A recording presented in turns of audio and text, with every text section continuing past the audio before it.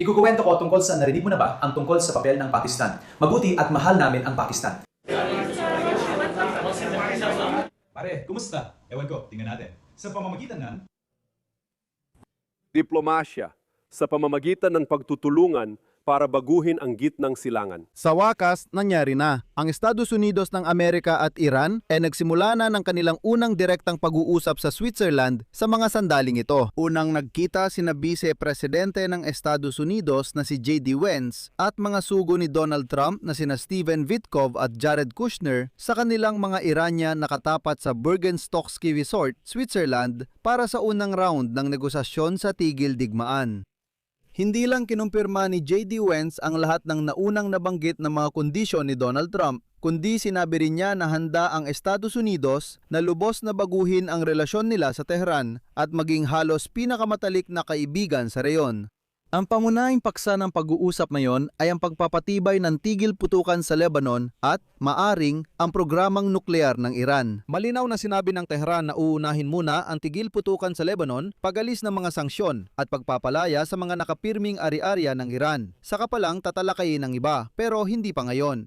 Sa Lebanon, tuloy pa rin ang sagupaan ng Israel at Hezbollah kahit na may tigil putukan. Muling isinara ng mga Iranian ang kipot ng Hormuz kahit sinisiguro ng militar ng US na tuloy ang galaw sa mahalagang rutang pandagat sa kabila ng mga pahayag ng Iran tungkol dito. Pero si J.D. Vance, sa pagpupulong niya sa mga Iranian na yon, biglang nagsabi na patuloy silang nagtatrabaho para buksan ang kipot. Kaya, sarado man o bukas ito, aalamin natin sa episode na ito. At heto ang unang impormasyon. Ang Israel at Lebanon ay inalis sa anumang negosasyon kahit na nakasalalay din ang kanilang kapalaran dito.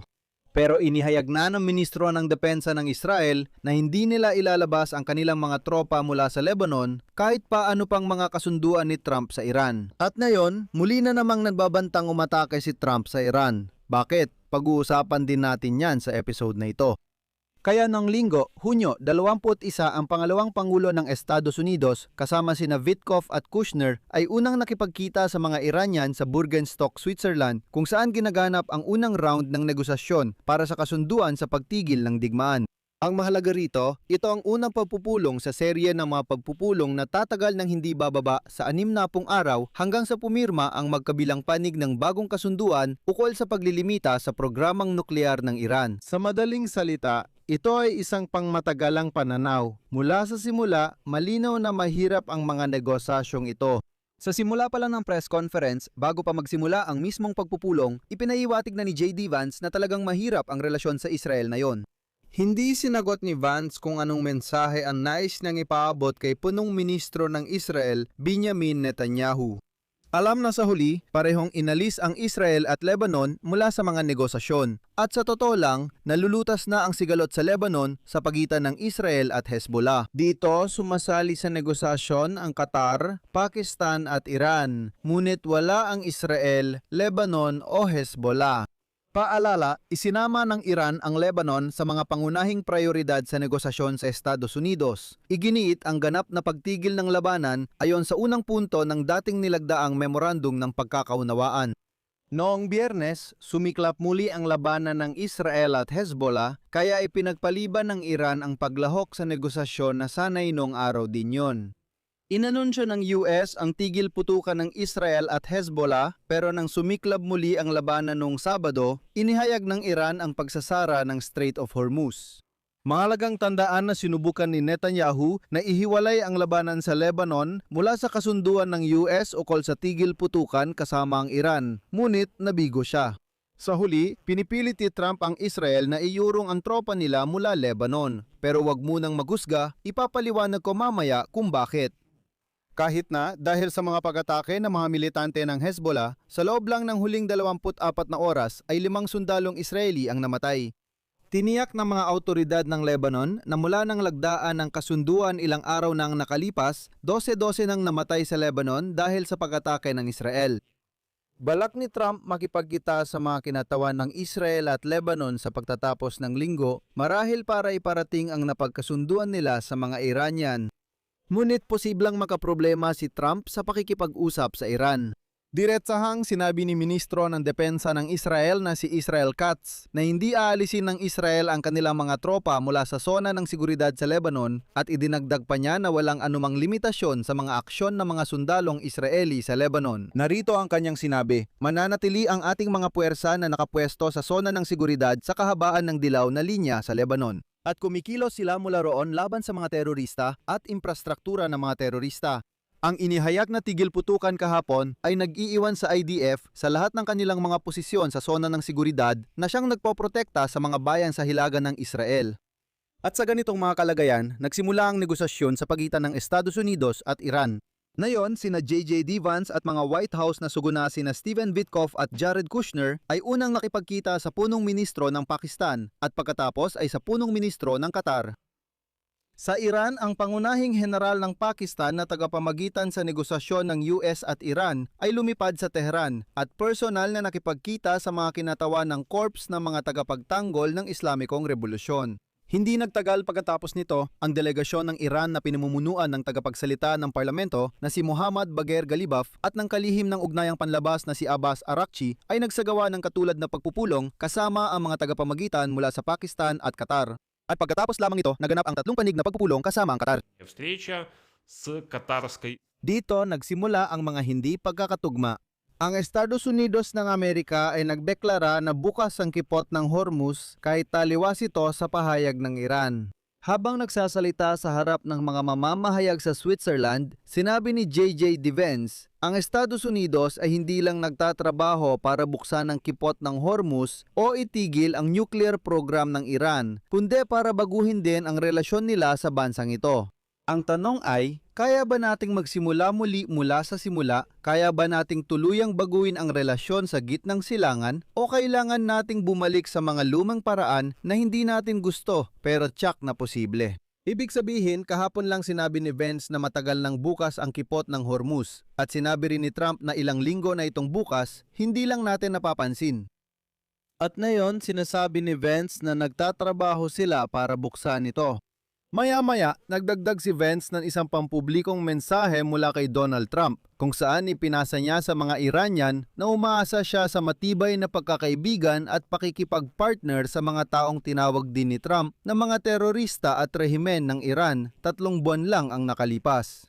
At iba pa, at iba pa. At ngayon, sinabi ni J.J. Vance at ito ang kanyang sinabi na hindi pa kailanman nagkita ang pamunuan ng Iran at Amerika sa ganito kataas na antas. Hiniling ni Pangulong Trump sa amin na magsimula muli upang baguhin ang aming relasyon sa mga mamamayan ng Iran at iabot ang tulong sa mga mamamayan ng Iran na nagsasabing, kung handa ang inyong pamunuan na talikuran ng pagiging sanhi ng gulo sa riyon. Kung handa itong talikuran ang ambisyon sa pagkakaroon ng sandatang nuklear sa pangmatagalang panahon, handa ang Estados Unidos na lubusang baguhin ang aming relasyon sa bansang ito. Ito ang tiyak na layunin namin. Sa nakalipas na ilang oras ay nakamit na natin ang malaking progreso at inaasahan kong sa mga susunod na oras ay makakamit pa natin ang mas malaking progreso.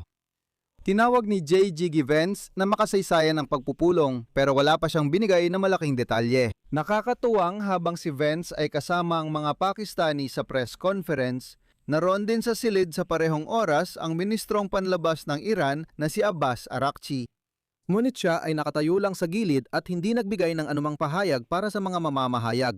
At kalaunan, ayon sa mga insider, nalaman na tinanggihan ng mga Iranian ang kahilingan ng Estados Unidos para sa isang magkasanib na photo session at pampublikong pakikipagkamay sa panahon ng negosasyon.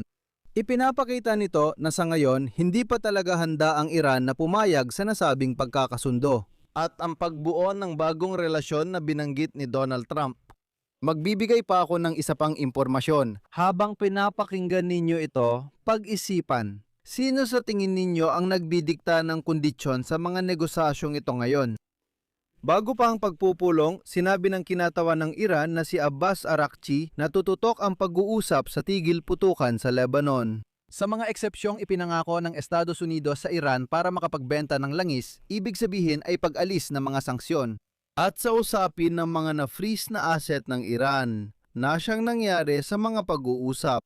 Sa parehong panahon, sinabi ng mga kinatawan ng Estados Unidos na nais nilang matapos ang unang yugto ng negosasyon sa pamamagitan ng pag-anyaya ng Iran sa mga inspektor ng UN, IAEA upang bisitahin ang mga pasilidad nuklear ng Iran na binumba ng Estados Unidos at Israel. At si Rafael Grossi na direktor ng IAEA ay dumating pa nga ngayong araw, ngayon din sa Switzerland, pero hindi siya naimbitahan. O sa ngayon, wala pa. Pero ang laro dito ay mas maselan. Nasabi ko na kanina na huwag kayong magmadali sa paghusga sa Israel. Habang nagaganap ang mga pag-uusap sa Switzerland, muling nagbanta si Pangulong Donald Trump ng Estados Unidos na atakehin ng Iran kung hindi pipigilan ng Tehran ng Hezbollah na umaatake sa Israel. Heto ang sinabi ni Donald. At ito ang sinabi ni Trump sa mismong sandaling nakikipagkita si J.D. Vance sa mga Iranian. Dapat agad na itigil ng Iran ang kanilang mga mataas ang bayad na tauhan sa Lebanon na nagdudulot ng kaguluhan. Kung hindi nila gagawin, bibigyan ulit namin ng mas malakas na dagok ang Iran gaya noong nakaraang linggo pero mas matindi pa. Hindi pa tapos ang issue ng bigmaan sa Lebanon. Maingat si Trump kay Netanyahu pero kapag di umubra, diretsahan na agad ang Israel. Walang balak ang sinuman na alisin ng mga tropa sa Lebanon. Lumipat siya sa pag-pressure sa Iran na parang sinasabi, kontrolin nyo na ang inyong Hezbollah kung talagang gusto nyo magkaroon ng kasunduan. Sa madaling salita, gaya ng naiintindihan natin, mahaba-habang negosasyon pa ang daraanan. Naglaan ang magkabilang panig ng 60 araw para sa mga pag-uusap na ito. Sa tingin ko, gagamitin pa nila ang 60 araw na yon ng sobra pa at baka palawigin pa nila ang oras para sa negosasyon. Dito ko muna puputulin. Gusto ko lang ipaalam na may ginawa akong pribadong komunidad, ang Petchy Insight, kung saan tinatalakay natin ang iba't ibang paksa. Doon ko sinasagot ang mga personal ninyong tanong at nailalabas ang hindi ko na ibabahagi sa YouTube. At doon din natin pinag-uusapan, halimbawa, kung anong paksa ang dapat nating talakayin para sa susunod na episode dito sa YouTube. Makakasali kayo sa komunidad na ito gamit ang platform na Patreon. Nasa description ng video na ito ang link papunta doon. Nandun din ang mga link at detalye kung paano ninyo masuportahan ng minsanan ang gawaing ito sa YouTube. Lubos akong nagpapasalamat sa anumang suporta. Mag-subscribe kayo sa channel, mag-like at i-click ang bell icon. Alam nyo na ang dapat gawin. Hanggang dito na lang, ingatan nyo ang sarili nyo. Paalam sa lahat!